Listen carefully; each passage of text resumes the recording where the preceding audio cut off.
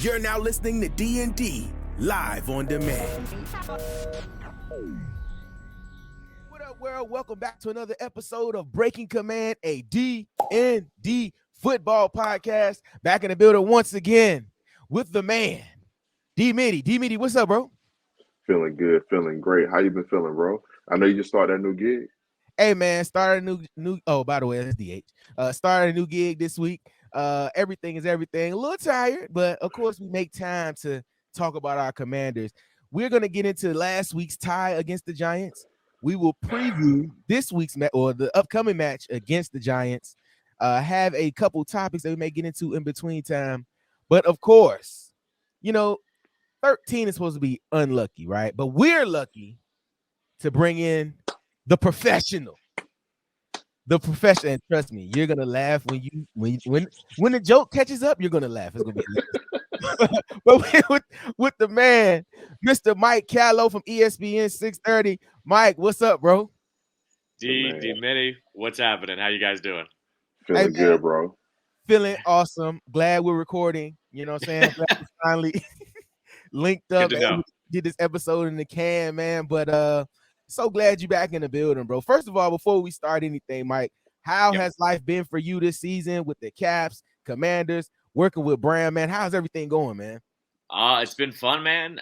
Commanders, as you guys know, if they're competitive at this time of the year, things are always fun. Things are always interesting.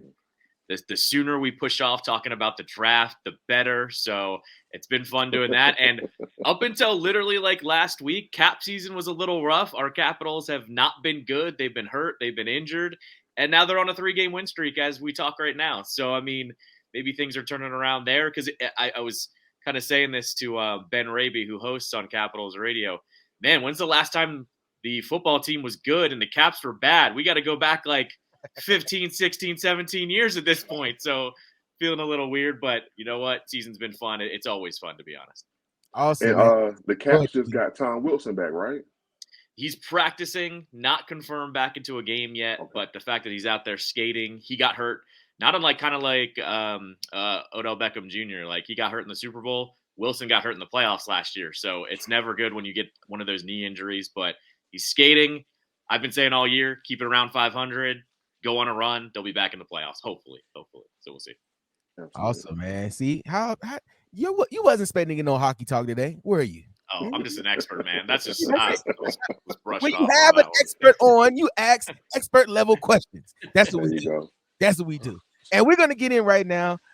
Breaking Command. This, of course, is week 13 episode recap. We're gonna talk about the tie against the Giants, guys. I will ask you all first. Let's start with our guest, Mike. When you saw that the game was going to end in a tie, first of all, how did you feel about that tie? And then after you thought that, what was the second thought about how you felt about the tie? Go ahead, Mike. Initial thought, to be completely honest, was at peace with it. Because I really thought in the second half and in overtime, you could tell this was the team that didn't have a bye yet, that they were tired.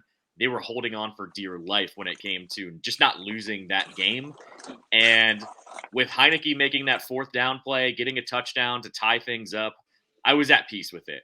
And as this week has gone on, I would honestly say that my mood hasn't changed. They're still in the race. The Giants, I feel worse for them. They have to go play the Eagles, then play this team again, where this team doesn't even have to prepare for anybody. Honestly, if you'd have told me a tie and a chance to win, I would have taken it. Of course, we would want 2 wins. But honestly, it's not the worst case scenario. I know ties are weird and the locker rooms don't even know how to feel afterwards. But at peace is the phrase that I would use with it. And honestly, like I said, it just looked like they were out of gas by the end of that game. That's all I could really say. And even the defense looked like a little bit out of sorts. They cleaned it up by the end of the game. But I just thought they clawed on and they didn't lose. And I know that's a terrible attitude to have with sports, but I feel like in certain cases, it's okay for that, especially when you get the redemption shot literally next week. Yeah. So when you said that just now, only thing I could think of was Doc saying like, "That's loser talk." Come on, player, that's loser talk. No, I'm joking. Hey, Dee Middy, man, what did you think about the tie this past week, man, against the Giants? It was blah. I was like, because you start off, up 10 points, and you and I were talking, And we both felt like this is the feeling you want to have as a Commanders fan in a game where you feel like this team can put away a team early and often. And then when the kicker from the Giants missed that last second field goal, it was just like, now we're going into a bye with a tie. It was just an empty feeling, if I could say. You know what? And I hit you, and I was like, when it set in, I was like, a tie is not that bad. As far as the feeling of, either getting the win or the loss, but a tie, especially at this point in the season, like you said, Mike, is not bad when you look at the standings and you look at where it happened. And we kind of mentioned, Dee Middy, like, if you'd have told us at the beginning of the season that a week 14 bye was going to be beneficial, you wouldn't have believed it. Because I know I ain't gonna lie, I was bitching and moaning the first when the schedule first came. I was like, bro, a bye in week 14? What? Come And then the on, Giants player. you know what I'm saying? Right. So to get a tie and to really still stay in the driver's seat in the playoffs. And Mike, I don't feel sorry for the Giants. That's on them. That look, they got to go against the Eagles, okay? And then they got to come and see us again. So I feel like our chances are good because we might be catching them hobbling and limping, you know what I mean? And I mean, I feel like for us, I mean, if you can't have the win, a tie is the second best case scenario. I would also say this too. I hate the Cowboys and the Eagles probably on the field out of the four, out of the three NFC East teams, but off the Right. field, the Giants are the absolute worst. They have the bat phone right to Roger Goodell. They, snitched on the Cowboys and us with the whole salary cap thing. They always get a better schedule. For once, they finally got screwed playing Washington. You know what? Like, they deserve this. Trust me, I don't feel bad for them at all. I feel bad for the players, but for that organization, no. Like, they always, seem like they have every little advantage when it comes to the schedule, where they're playing, when they're playing as well. I'm good. Like, trust me, I don't feel bad for them whatsoever. And I'm basically what I used this week, because I was filling in for Bram on ESPN 630, is I said I need the Eagles to take that blow and get them to the edge of the cliff, and we need to push them off, because essentially that's what's about to happen. Because with the tie, we're all right. Like, going against that team, it's okay. Anyone else, I'd probably be a little more mad. But the fact that you have Ron, who doesn't even have to prepare for them again, really, like, or a new game plan, I'm all right with this. Like, for once, we finally got a break against that team. It never happens, ever happens. Yeah. Dee Middy, I'll ask you, watching the game and seeing how the game went, did you really feel like we even had a chance to come back towards the end of the game? Because I know if you're like me, it kind of felt bleak towards the end of the game. I'm gonna be real honest with you. Their games, the previous games, I've been like, man, we text, get 4 out of there, bring in 14. And for some reason, this game, I really didn't feel like that. I trolled a little bit on social media and post like, saying we want 14, bring in 11. But I felt like it was something telling me that Heineke can bring this team back. And when he made that throw to Curtis Samuel on the run off the back foot, I'm like, that's when I felt it, to answer the question. And Mike, I'll ask you this, man. Is the offense playing well enough to get the job done down the stretch? And I mean, and when we say offense, right, we're all talking about the same person. We're talking about Taylor Heineke. And I've mentioned this on previous episodes that I feel as though these games down the stretch, we're going to need to see if he can truly be the quarterback that he needs to be. I feel like he's going to have a good passing game at some point. And I'm just curious, do you think this offense is going to play well enough down the stretch to get the job done? I don't want to twist the question, because the answer is no right now. The answer is no. Yeah. But can Scott Turner finally get the feeling of a freaking game under his belt? Because I think that, to me, is the biggest problem now. I tweeted out during the game last week, Heineke had 17 pass attempts after the first drive in the third quarter. He had 23 all of the Atlanta game. You're talking about a Giants defense that was the worst in the NFL in just touching the running back after the line of scrimmage. It was 3 yards that they were touching running backs after the line of scrimmage. And yet you had 17 pass attempts already for Heineke going into the third quarter. And I get it. Sometimes things dictate that you need to play call, but we've seen it time and time again where if you play some of these run calls with Gibson and Robinson, they will take them a little more than you think.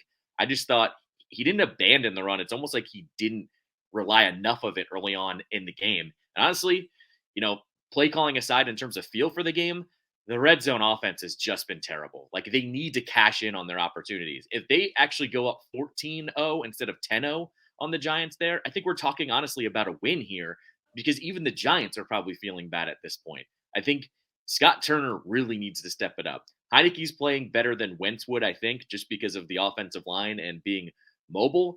But right now, it just is not getting the job done. I also want to know what they've said to Heineke as well to make him stop running, because there have been times over the past 3 games where that guy should have been able to tuck it and run for at least another 5-6 yards. I'm not saying he's got to rip off these 10, 15, 20-yard runs, but that's what made Heineke, such a viable option last year and in that playoff game against Tom Brady, is that he tucked the ball and ran. Now, is he scared because maybe they would have to put Howell in and the coaching staff has told him that? I'm not sure. But either way, there should be a time where you at least take the chains off in terms of, hey, it's the third quarter. Run it now if you have to. So to me, it all goes down to Scott Turner, really not as much as the players, because I do think, the offense has been much better with Heineke over Wentz. But all in all, no. The answer is no right now. But I think they're right there. They only need to score a couple more points to really, get it done down the stretch.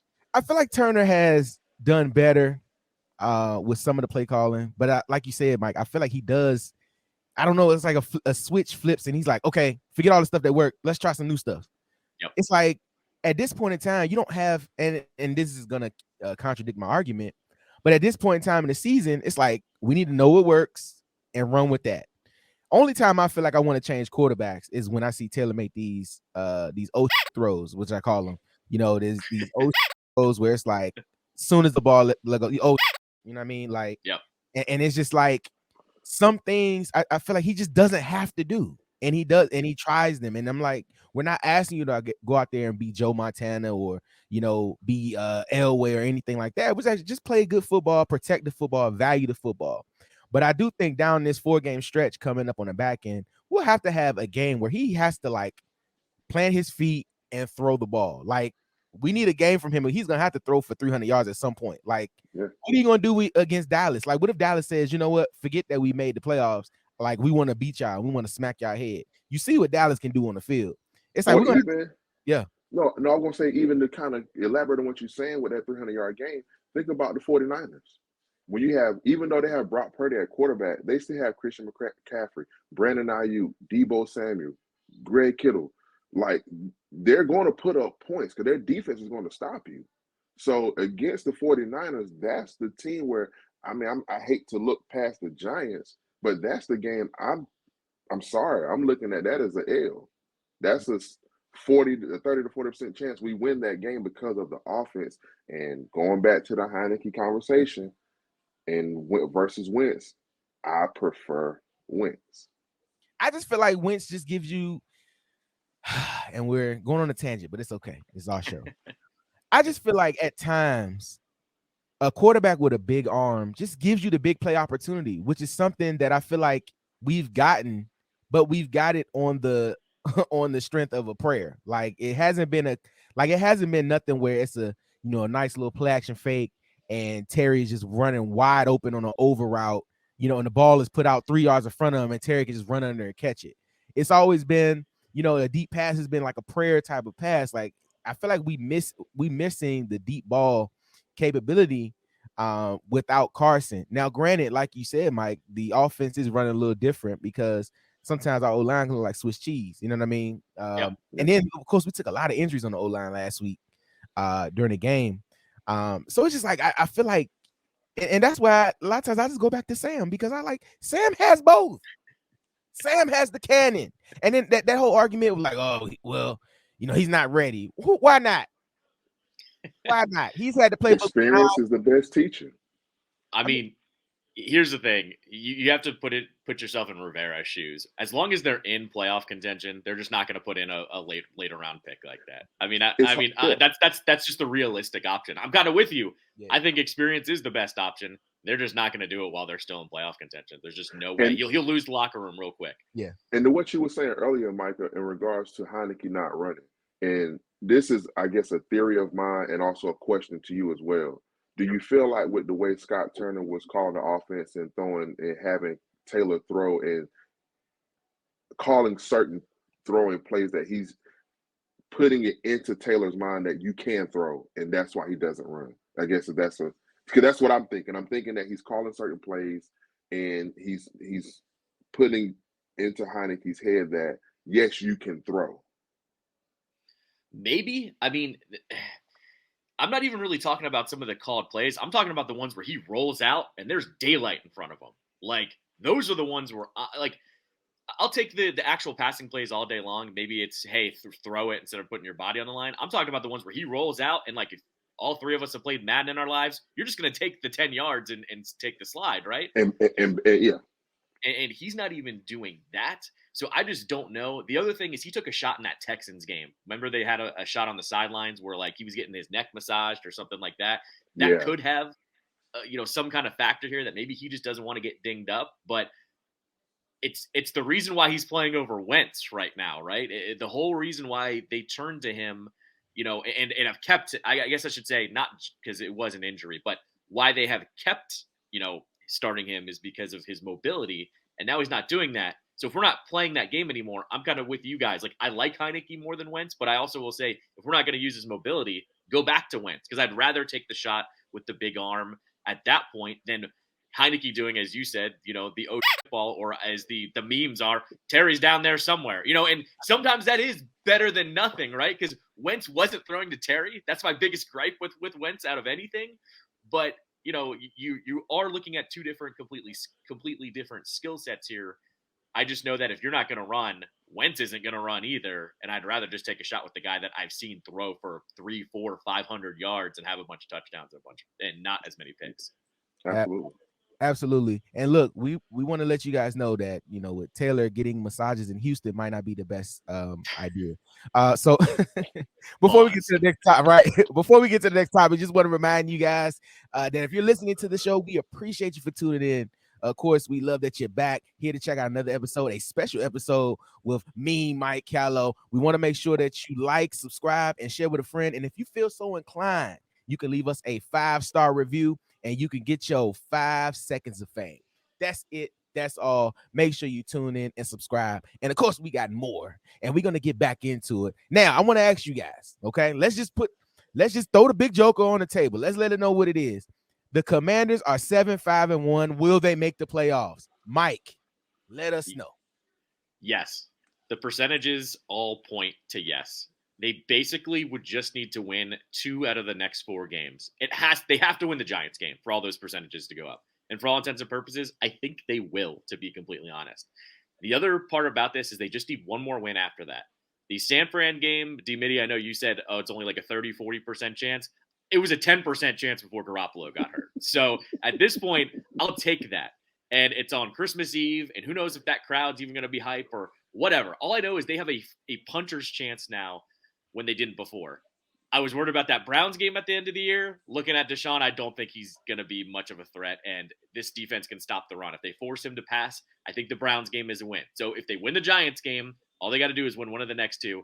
Or you're looking at the Cowboys game, and as you just said, if the Cowboys are playing for something, I'm worried about them. I was looking at a metric earlier this week. They're the second most improved team in the NFL behind the Commanders. But all of the metrics say the Cowboys improving that much makes them basically a Super Bowl contender. So I'm worried about that game in general. Basically, got to win 2 out of the next 3. Luckily, they're at home. Luckily, they're against winnable opponents. And I think this bye week, I hated it when I saw the schedule. But now it's like you got to bye and you got a month to finish out the season. If this team can't refocus and kind of get ready for that last month, they don't deserve to make the playoffs. But we've seen it, though. Rivera, talk about most improved. Rivera sucks at the beginning of the year, and he's amazing at the end of the year. So I swear, this is the formula that they have to make the playoffs. This should be an easy in for them. And then, it's who are they playing? But let's, make it first. I think they will. Yes. Absolutely. Love it. Dee Middy, the Commanders are 7-5-1. Will they make the playoffs? Go. I'm gonna go chips percentage. 85% they make it, 15% they don't. How about that? I like that. I like that. I like that. Listen, man, I will answer the question, even though I've been asking it. I will answer the question. I believe it's yes, and I believe they go in hot. I believe they go in with 3 wins. Okay, I think Wow. they're gonna finish this this last quadrant of the schedule 3 out of 4, and I think they'll come in with some confidence. I think, and to be honest, I think the tie actually gave them some confidence because they feel like, all right, we got to play this. We got to play them again. You know, it's rare in football that you get a turnaround game like this where you can correct some things, right? And I feel like with having nobody in between, you kind of, like you said, you can really focus on this team, focus on what you did wrong, and really have a good shot to go out and beat them again. And I think they should win convincingly in the Week 15 matchup. Well, at least I hope they will. And I think the San Fran game will be tough, but I think they'll get a win because I think they'll be able to attack Brock Purdy. Is that his name? Is Brock Purdy? Yes. Purdy. Every time I hear that name, all I think of is Nutty Professor, Miss Purdy. Oh, Miss Purdy. No, but I think the Cowboys, and I hate to say it, but I think the Cowboys would be the tough game. I mean, just watching them up close this year and winning multiple parlays off the Cowboys, I just feel like they're going to be the toughest team. And if they have, and even if they don't have anything to play for, I mean, their backups play very well. I mean, you know, I guess you consider Tony Pollard the backup. If Tony Pollard's not playing, then Zeke is playing. So, I mean, Right. you know what I mean? So they're going to be a tough team, a tough out. But I think the Commanders will get 3 out of 4 and be able to go into the playoffs hot. And then, like you said, you got to get to the dance to figure out if you can take somebody home. So I mean, they just got to get there, and you never know. With the NFL this year, I mean, anything is possible. I really feel like it. I feel like they might be on a Bengals type trajectory, how they were towards the end of last season, how nobody expected the Bengals to get to where they are, and the Commanders could do it. I'd love to see that. In the first year, the name change with Dan getting ready to sell, I would love to see us get to the Super Bowl. Oh, Hey, I mean, man. I said that from the get-go that the Commanders, you know, all they need to do is make the playoffs, and everyone's going to believe in this whole rebrand, this change, all of it. All they need to do is win a little bit. The other thing, you know, I really don't want to look too much ahead. Doc would shoot me over this whole segment right now, but if they sneak in, they're going to get the 1 or the 2 seed, which is either going to be the Eagles or the Cowboys as the 1, or number 2 is Kirk and the Vikings most likely.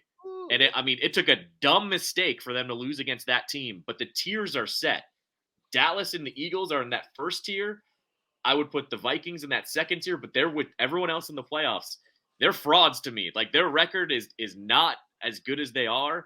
And plus, there's no 1 o'clock games in the playoffs, boys. 1 o'clock Kirk will not exist in the playoffs. So I'm just saying, they're going to have an opponent that they might have beaten in the Eagles, or a division rival in the Cowboys, or a team in the Vikings that they made boneheaded decisions and lost that game at pretty much the last half of the fourth quarter. So they might win a game for the first time too. You know, I just, and like you said, man, I just feel like I saw the breakdown. I think when they it was after the Atlanta game, and they showed that, you know, if the playoffs started today, this is what it would look like. And I wasn't scared of anybody on the east side. Like, I mean, the NFC side. Like, I literally thought, I was like, I feel like we could play well against anybody. I mean, and I guess you get that confidence by beating the Eagles, where you feel like you can beat, you know, any team. But like we said, they played Minnesota very well. They could have won the game. We haven't seen San Francisco yet. You know, Dallas is going to be a tough out. But anybody else, I feel like we could. I'm not scared of Tampa. Who's scared of Tampa this year? Right. Oh man. That's, I think, yeah, if we get that game and that's the rematch of Kirk versus Tom Brady, man, I'm gonna be honest, man. I'm 99% sure we can beat that Bucks team, man, because I feel like it feels like an over the hill game. Like, they're not as fast and ferocious as they was before. It seems like the play calling it's a lot of things changing, but they just look bad. Like, but the only other team for me was the 49ers, and it goes back to your prediction of us winning and going to the playoffs. You got us winning 3 straight? Well, I don't know if it's 3 straight, but 3 out of 4. So we're going to win 3 of them. I would hope it's 3 straight. I had to go. I wasn't going to let you gloss over that, because you said we're going to win 3, and then you said the Cowboys is tough game. I'm like, hold on, the 49ers in there somewhere. So it's going to be, I feel like we're going to beat San Fran. I feel like we're going to beat the Giants. I feel like we're going to beat Cleveland.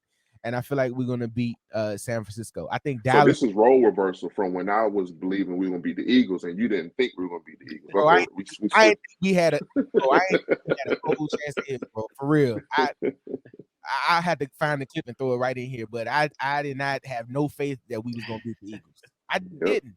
And then I had to eat crow live on the next show, and I loved it. It tasted great. Well, no one saw Brian Robinson going full beast mode that game. Like that's what like, oh, he's back. Like he's exactly what we envisioned he's gonna be, and that's changed the whole entire conversation since that game. So I will say, you didn't see it coming. No one saw it coming like that. Not like that. Not like that. And that's why it was the best. I think I won a parlay that night too. I think it was like an anytime TD. Yeah, hey man, gotta love it. All right, we're getting to the favorite part of the show. And Mike, as a guest, you will have to do this as well. But the loyal listeners they know what we're talking about, and we're talking about the best part of the show.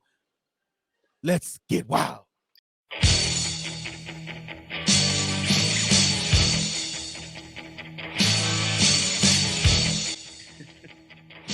We had a Warrior theme be playing right here, and we get it in. We'll get Dee Middy. Oh, you know what? Yeah, Dee Middy, I'm gonna let you set it off. And Oh. You know I do it. So Dee Middy, let's get wild. Hey, I'm calling out them safeties this week, boy. I'm calling them out. D4, Cam Curl, let's get it this week. It's a bye week. Hey, it's next week. This week, next week. The week we playing, I'm calling them out. The week we playing, I'm calling them out. I love it. I need a pick from both of them. I need to pick from Cam Curl. Cam Curl, you give me my pick against the Giants in the Meadowlands. I need my pick in FedEx. I need another pick. Give me one more. Let's get wild. I'm ready to get wild. And on this bye week, I want you guys to find a nice spot on the couch and relax. Rest your bones. Because 3 out of the last 4 are yours, Daddy. Oh, let me get my Dusty Rose out. Listen here, Daddy. 3 out of the last 4 games are going to go to the American Dream Dusty Rose, Daddy. And I want you to know that the Washington Commanders, you see, are going to the playoffs. And they're going to win a game. They might get to the Super Bowl, Daddy. But it don't matter. Because I'm the son of a plumber, Daddy. I'm the American Dream Dusty Rose. Me, Mike Callow, what you got? Let's get wild. Let's get wild, Mike. I'm going to do my best Triple H impression. And all I want you to do is order some wings and turn on Red Zone. Watch Scott Hampton all day. Because I'm the game. It's all about the game. Hey, I might have to go ahead and I was gonna go Dusty actually. You swiped. You stole my thunder. And I had to go. I had to pivot. Let me hear it. Oh yes, Daddy. You know the real American dream, Dusty Rhodes. I love it. See, it's not that bad. It's not that bad. It's not bad. Listen, Daddy, it's very good, if you will. I like that. Hard times, Daddy. Yeah. You see, tying a football game, Daddy. Now that's our time. Hey man, y'all know we like to have fun. We like to get wild. And we're glad that me and Mike Callow came in and got wild with us. Give it up for Mike. Yes, sir. Love it. I love it. Deion Sanders heads to Colorado. What are your guys' initial thoughts about Deion leaving Jackson State and heading to Colorado? Now he's in a Power 5. He is heading Pac-12. Pac-12. Mike, let's start with you, man. What do you think about Deion heading to Colorado? So I will say this. I didn't think he should have left Jackson State for this job. But $5 million is $5 million. I know he doesn't do it for the money, but that's a lot more money he was getting, and I know he was donating half his salary at Jackson State. But now that I have seen how he has come in there and laid the law down to the players that were already playing, a 1-11 squad, he basically called them trash from the get-go, said, I'm bringing my luggage, and it's Louis, which print that on the T-shirts right now, please, because it's one of the best quotes I've ever heard. I said this to you guys when we were talking before the show. There are no more college coaches, unless your name is Swinney or Saban, that could come into a room and say that without half or all of the team going into the transfer portal. but he is one of the ones that can do it because at each level he's coached at, he's been good at, if not great, right? So my initial thoughts were, I think this is a mistake. You should have held out for, I don't know, the Florida State job where he went, or one of these other bigger jobs where the SEC is going to pay him a boatload of money, and all of a sudden it's kind of like a power handshake where who knows if you could stop him. But now I kind of respect the fact that he's going to a school that's largely been irrelevant in the modern era, and that he's going to do it his way. I think no matter where he was going to go, he had to do it his way. He's going to do it there. And honestly, it gets a bunch of eyes on that program that weren't watching it before. And I think we're all rooting for Deion because we all know it's entertainment at the end of the day too. And if he's successful, oh man, like how long is he going to last at Colorado if he's successful? Because I'm giving it over-unders 2 years. I mean, you either got to take the over or the under on that, and I'm not sure what I would take because I don't think I can doubt Deion is pretty much what I will end it on saying. Facts. Dee Middy, before you go, man, I want to just say this. You being a Florida State guy, I know you would have liked to have seen that a couple years ago when the job was available. But I'll say this, and to your point, Mike, Deion is very smart. Deion is going to take the job that's going to work for Deion. And while he's doing things for himself, he's uplifting young men and bringing them to the forefront. But I think it's twofold, right? Deion is very smart on what he does. But I want to rewind to a couple years ago when LeVar Ball, right, did everything he did and finessed his 3 sons into the league. Now, granted, 2 of his 3 sons are very good. One of the 3 sons are very good. Another third of the 3 sons. I don't even gonna ask who that 1/3 is. And the final third is the final third. But I say this, he kind of willed them into the league. And I think Deion is also thinking about Shedeur. I feel like Deion is putting Shedeur in situations where Shedeur can be a top prospect coming out whenever he does decide to come out. But Deion is smart. Deion is a businessman, and Deion's going to go to a place where he can impact change and where he can win. Because frankly, Deion going to the SEC right now wouldn't work. I don't think him going to the SEC right now, unless you get a stacked roster already. I think the SEC has a little more. It takes a little longer to build that roster in the SEC because you're going up against so many other elite programs. But I think in the Pac-12, I really feel like it's not too hard for him to get to the top of the Pac-12 versus some of these other divisions. So that's my thoughts on Deion heading to Colorado. Dee Middy, what you got, man? Well, at first, I'm gonna tell you my initial thought was I didn't believe it, and when the headlines were spreading by the accredited people, if I can use that, and when you start seeing the sources coming out from ESPN and what have you, I'm like, okay, and I really feel like he didn't do it for the money because, like you just said, DH, he's a smart person. And of course, the money plays a factor, but I feel like a great majority of him saying that I'm going to take the route better taken. When you have coaches like Nick Saban, Dabo Swinney, Urban Meyer that went from the ranks of coaching lower level schools and then coming into their own, I think he sees that as his path. He coached Shedeur in high school, and then he said, okay, well, this HBCU opportunity coming up, let me shed some light on it. Do more than what a lot of coaches done in their tenure, and I'm gonna do it in a short span for just HBCU as a whole, and then take a job that people just like not pointing Mike Callow out, but just point out how Mike Callow said, I wouldn't see him going to Colorado. For people that mindset to say, you know what, I want to prove you wrong and show you that I can make something out of nothing. And I feel like at the end of the day, with shedding a light on Shedeur, he wants to shed a light on winning in places people don't see winning happening. Bro, and it's odd that you mentioned that because the light bulb just went off, and I swear when you saying it just went off. He's going the coaching path that regular coaches do. Like he hasn't been a coordinator or position coach, but he's going to lower, and there's no shade to Jackson State. He's going to lower tier schools till he gets to the bigger tier. He's not pulling a Jeff Saturday and just pulling up right to the front. You know what I mean? Like he's literally building his coaching resume. And like as you said, I was like, wow. And like we kind of didn't really talk about that because it's Deion Sanders. Like Deion could jump from high school to the pros and it wouldn't matter. And another nugget too. I like he's a defense. He played defense, right? Basically his whole career, right? he coached offense in high school and at Jackson State. So he's taken the role of I want to prove something not only to everyone else but to myself. And I feel like that Florida State job, because I'm gonna tell you, I had a conversation with somebody on Twitter, and I said I thought his path was 2 more years at Jackson State.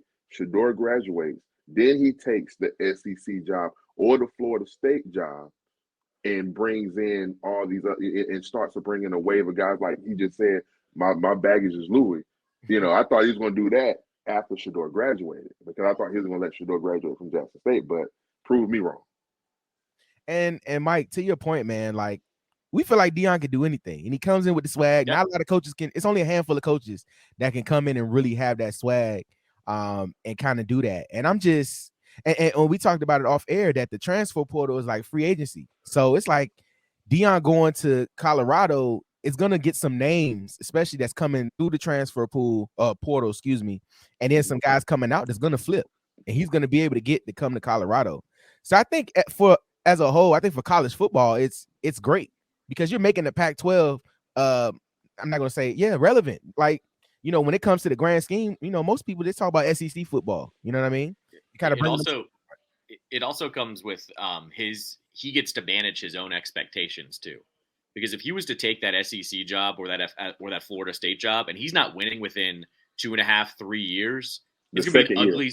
Yeah, I mean it's gonna be an ugly situation. But here it is. He's at Colorado. No one expects it to work. Essentially, like I said, we're all rooting for it. I think, but he's going. I'm bringing my own baggage, and there was a report out of Colorado already that there are 3, 4, 5-star recruits reaching out to them because they want to join the program now. But guess what? Like, beyond some of these podcasts and stuff, no one else pays attention. They just hire, and then it fast forward to the season for 90% of America, I would say, right? So he gets to manage his own expectations, and then it's going to be, if he wins next year, he's going to go, I'm not shocked because you all just doubted me from the start anyways.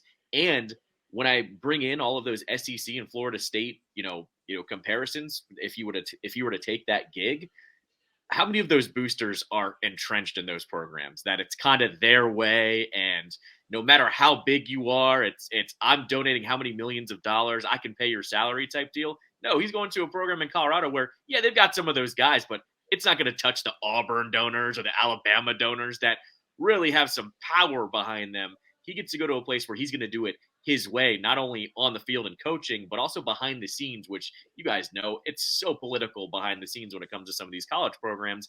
Right. Colorado seems, I'm not going to say that I know much about him, seems like it's one of those calmer situations where they're going to let him do his thing, essentially. And to take a round trip on that flight you taking right there with the expectations, and my expectation for Deion is, well, not my expectation, but let's just say he wins 7 to 8 games his first year. That's already setting the bar that year too. He can win 10 or more and get into a top 15 bowl game. So I feel like if he does that, he's going to shut up a lot of doubters if he wins more than 6 to 7 games, because they're 1-11, right? I didn't know their record. You said that earlier, right, Mike? Yeah, they won 1 game. Yeah, 1-11 last year. That's crazy. So if he quadruples that by winning 5, 6 games, he's already setting a precedent that this is going to be a winning culture. And then moving forward, he's going like these 5-star recruits that he's flipping. That's going to be just like free agency, just like DH said.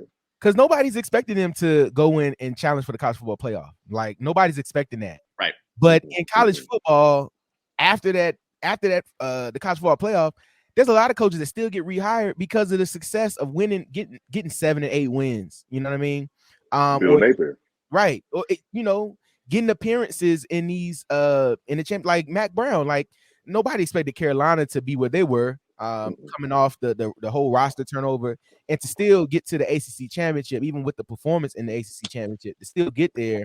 That still means something. You would like to be in the college football playoff, but until they expand that to 12 teams, like expect to say the same teams at the top. Like to your point too on former coaches, look at who his first opponent's going to be. It's Matt Rule at Nebraska. Like, I mean, like right away he got hired by a team that's been irrelevant since they were good, in the late 90s, early 2000s, right? So it's literally his first matchup is exactly what college football has been the last 20 years, essentially. Yeah. And Phil Longo from from Carolina is going to Nebraska. So listen, I'll say this. They may be a little better next year with that style. And now I got to see what we're gonna do in Carolina. But this is not a college football show. We're just gonna finish up with the Commanders, and we're gonna talk about it. We'll start one of those later on down the line. Right, there we go. All right, guys, let's get our final thoughts about the upcoming bye week and, of course, the upcoming game against the Giants after the bye week. Mike, because you're the special guest, we will start with you, man. What are your final thoughts as we prepare for the Giants in Week 15? You can call it Doc Walker loser talk if you want, but this is the exact position you want to be in every single year. I have my gripes about Ron Rivera. I think everyone does. But if you were to tell me that in the past 2 years, he has lost his starting quarterback within the first month or so of the season and had this team pretty much ready to make the playoffs before last year. They had the whole COVID thing happen and the team blew up on them. But then this year found an identity. I think we would all say we would take that 10 times out of 10. It's now, though, right in front of you. They have to, not to sound cliche here, but they need to take it. They need to win 2 out of these next 4 games and to make the playoffs. I will say this one thing, too, as well. I know we didn't talk about anything off the field, and I'm not getting to Dan Snyder here, but I've been kind of disappointed on how the team has not tried to push to get fans to go to this Giants game. Like, I know I'm going to be there. I don't know if you're going deep, but either way, I thought there could be real momentum with a bye week to see commercials all over the place, a bunch of contests. I know John Allen was giving some tickets away, but I'm a little disappointed that the team hasn't taken their own momentum and tried to kind of flip some of these fans back for the stadium on Sunday. And for all I know, it could sell out, but I just know being in some of these channels, I haven't heard a lot. So if they win, great. It's kind of a you're either with us or against us mentality. But either way, they would want to be in this position. I would want them to be in this position. I hope fans show up next Sunday, and I just hope the team didn't botch kind of a momentum shift going into next week. Absolutely. Dee Middy, final thoughts. Man, I love how you just put it down right there, Mike. And my final thought is going into this bye week, man. I want these guys to come out healthy. And I do feel some kind of way, like you said, about the team not capitalizing, being able to market the team a little bit better during this bye week to build on the momentum and get the fans back in the stands, man, because, this is a playoff push, and it's a playoff push where you're over 500 for the first time it's a few years since you've been in this position. So I am disappointed with that off the field aspect. We're on the field, get healthy. I'm loving what I'm seeing out of the defensive line. Hopefully we might get Chase Young back. If we don't, hey, put them on ice till next year. Hey, I love it. And my final thoughts, of course, is that I appreciate you both for being on the show today. And it's like, I got some final thoughts for real. No, man, listen, the bye week couldn't come at a better time. It gives you opportunity to get healthy and give you a chance to really focus on your 4 opportunities, because we all feel comfortable that we're going to make the playoffs, but we want to go in on a high note, right? We want to go in with some confidence to kind of carry through the playoffs. And just like we said earlier, man, I feel like this season, from many different seasons, that nothing is locked in. I don't feel like there's any one dominant force in the league that is, just going to roll over people. I mean, Buffalo has lost some games and played bad at times. The Chiefs have lost some games and played bad at times. The Eagles can be beaten, and we've proven that. And it's just like this league, the way it's set up, man, it's a week-to-week league. We don't, it's not baseball, it's not basketball. We don't play any series. Like, you have one opportunity, and I feel like you catch a team at the wrong time or at the right time for us, you never know what can happen. So I feel like this bye week gives you opportunity to focus on what we need to do for these final 4 weeks of the season and really kind of cement your legacy. I feel like this for Ron right here too, right? He can kind of be like, look, man, all y'all fans can shut up about moaning and groaning, because regardless of what you say and regardless of all the podcasts and all the noise that you make, I'm gonna get the job done. And that's how you do it. And I would love for them to shut me up. I would love for Taylor Heineke to have a 300-yard game, 3 touchdown game, and no oh shit throws, and just shut me up and be like, you know what, CDH, I told you I could play. What better crow to eat than a crow from your own team winning against what your judgment, better judgment. I would eat a 30-piece crow on air, bro. I promise. I will. And speaking of that, I'm going to eat some food after this podcast. But I want to thank y'all for tuning in to the Breaking Command at DND Football Podcast. Of course, we want to thank our special guest, Mike Callow from ESPN 630. Mike, give everybody your info once again, man, so they can check you out. Sure, man. At Mike_Callow, same handle on Twitter and Instagram. I'm on every day with the voice of the Commanders, Bram Weinstein, 3 to 6 every day on ESPN 630 DC. If you're not in the area, if you are in the area, I should say 6:30 a.m. If you aren't in the area or you can't get a.m. wherever you're at, the ESPN 630 app or the website, you can listen to us there. Of course, we're on podcast as well. I highly recommend, especially this season. Bram speaks with Ron Rivera personally every single week. And once that Thursday, Friday show happens, he has some legitimate nuggets about the team. If you listen to the show, you kind of know what's going to come on Sunday. So can't recommend it enough. And we always have a good time as well.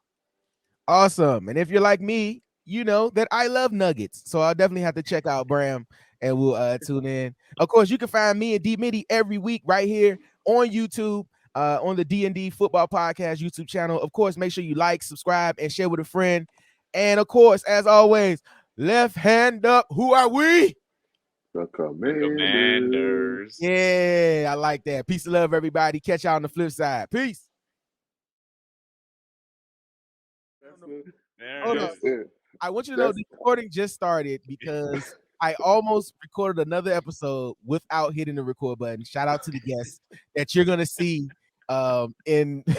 Trust me, this is at the end of this episode. He's the man. It's gonna be hilarious. It's gonna be hilarious. All right, let's I'll put you back down, Mike. Hold on. Gotta love it, man. I needed that laugh, bro. That laugh was well needed. That's the way you start off the episode right there, bro. You get the bloopers out the way, you get it all out the way, and then you hit the ground running. Perfect. All right, let's do this again.